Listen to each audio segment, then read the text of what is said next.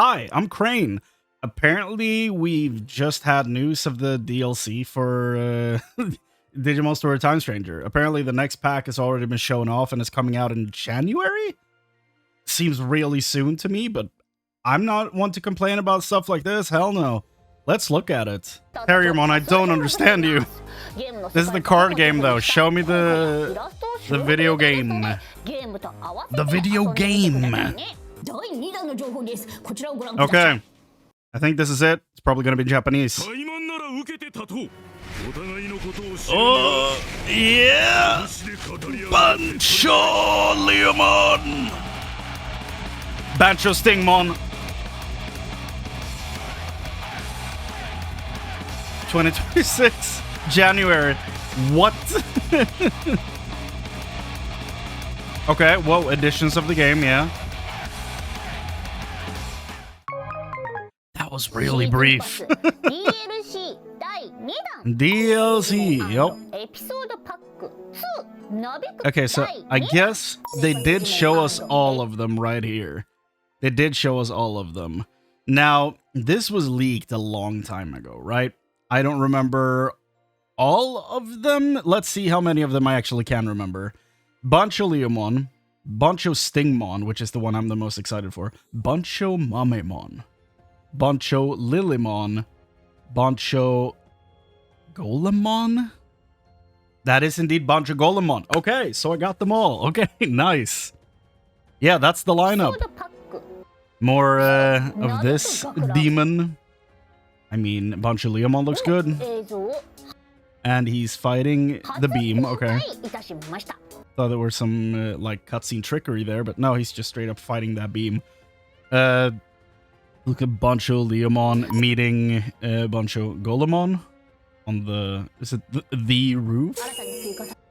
Dude, look at my boy BanchoStingmon. It's Stingmon, dude. Stingmon and Mamemon are probably the two I'm the most excited for. Because BanchoMamemon gives my boy Jimothy another evolution path, which is huge. So, Jimothy is my Metal Mamemon, by the way. And there's BanchoLillymon. She looks really cool. And there's my boy. We don't really get a clear look of a BanchoGolemon. She looks very cool, actually. Like, what is this gear she has around her arm?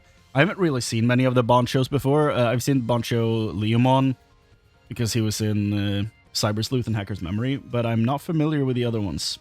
Well, not completely. I'm familiar with BanchoStingmon because I played through every route of Digimon Survive and eventually got the true ending. Very good, by the way. Thumbs up on that one. But yeah, the other three, not familiar with them at all, but I like that they've changed the color of the... Like, what's the name of the actual flower? Like, man, it's escaping me, but like I enjoy that they've recolored this to look even more like her hair now. I think that's very fun. Didn't realize she would be wearing a giant, like, Doctor Strange cloak. That's fun. And then just the overall punk style of everything going on here is very fun. Can we go frame by frame here? He comes at you very fast. Yeah, look at this boy. So this is probably his signature move, I'm assuming. Where he throws, like, a ball comes thrown at him. And he, like, charges up and hits that thing. He has 2 baseball bats. Maybe overkill, maybe just enough. The jump between those 2 frames. God damn. Look at that boy. Look at that cheeky boy. I hope all of the Mamemon ultimates can evolve into this guy. That'd be perfect. Where it come from? Oh, yeah, he has like 15 Mamemon pre-evolutions he can go down. So, yeah, one of those. That'll do. Gakuran. I don't know what Gakuran means, but a possible title for the DLC. If it's, you know, if it is part of the title, it will be either in the title of this video or in the pinned comment below. But from looks of it, 2026, and the one I would assume is January, so that's very soon after the first one.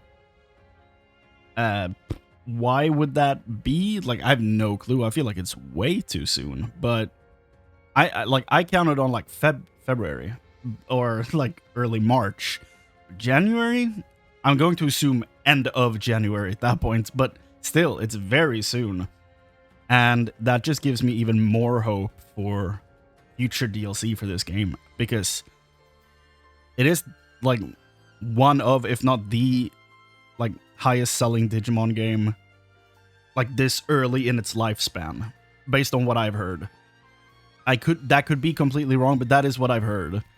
And like I haven't looked at any numbers. I've heard people talk about this in other YouTube videos. So third, fourth hand knowledge, but you know, it is what it is. Anyway, the game is sold insanely well. That's the main point, and that might expedite the speed at which we're getting stuff. That might change what their roadmap looks like. Maybe they have a specific amount of time they want to dedicate people to working on this game, like post-release content, and maybe they're moving releases up so that they can fit in more on the back end before they like feel like they need to take people off the project. Like, I don't know, but there's a lot of things about this reminds me of Age of Mythology retold, funnily enough. Like a completely different game, but a remake of a video game from my childhood, Age of Mythology. The retold version is a graphical update, which added like a new playable god, because it's like Age of Empires, but you play as gods. And it added a new god, and then announced the DLC pass for 2 entire new factions. And we were like, oh, awesome. And then we got the Chinese Pantheon, like, dope. It comes with a campaign. It's very fun. They're all very good. And then they announced the second one that was promised with the pre-purchase. Kind of like we're getting DLC packs here, hence the comparison. And they were like, okay, we're getting the Japanese Pantheon. Great. And then it comes out, and apparently it's really good, and the gods are great, and stuff like that. I haven't played that one yet, but that's beside the point. What I'm trying to say is that that game, basically, it did so well on release that they decided to release another season pass after it. It was just announced, it was just put up for pre-purchase on Steam. So we're getting the Aztec Pantheon and a new Greek god and some other like side bonus stuff there. So what I'm thinking is that something similar might happen with this game, because it exceeded, I think, a lot of expectations within Bandai Namco. It blew past my expectations of what the game would be. I loved every second of that story, dude. It's so good. Like, it says something when the weakest part of your story is the hyped up DLC. Like, sure, it's still a I don't know why I completely froze there. It's still an insanely good piece of story content in the DLC, but the main game is like insanely good. Insanely, like, I would say the pacing early in the game, where you spend a little too much time in Tokyo, like maybe an hour too much in Tokyo at the beginning. But outside of that, wonderful game. Awesome. Like, I love everything about this game. So I hope, I hope that we get more DLC. And I hope my boy, Mon makes it into this game at some point. I need Mon playable, okay? I need Sangokumon. I need all of those boys, okay? Give me the Monkey Pantheon. Give me Apemon, give me Gorillomon, all of them now. But yeah, in general, I'm just very excited for this to come out. I think the future is bright for, Time Stranger, but also Digimon in general. I feel like this is a huge upswing for like quality content that might be coming our way now because of this game. And honestly, I'm pretty excited about it.